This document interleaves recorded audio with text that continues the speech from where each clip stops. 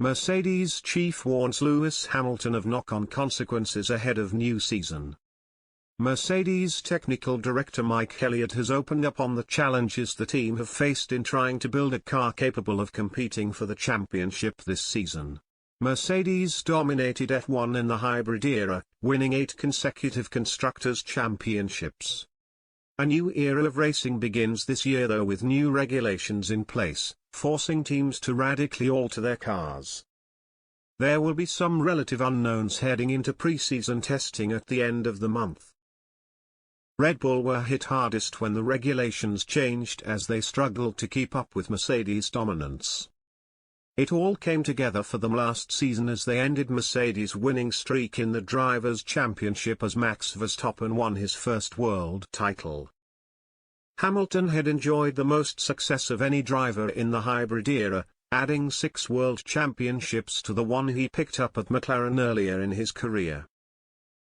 The cars for this upcoming season though will be vastly different, with teams having to deal with big changes on the aerodynamics.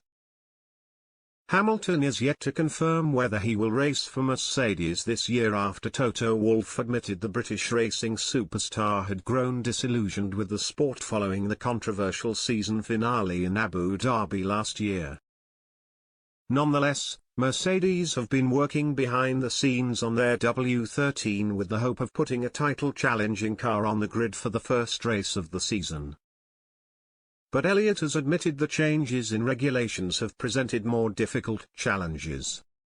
The big challenge over the winter has been the fact that we have less runs to use in the wind tunnel, so that has been challenging, trying to work out how much we should have spent on last year's car versus how much we should have spent on this year's car, Elliott said, speaking in Mercedes' Road to 2022 video.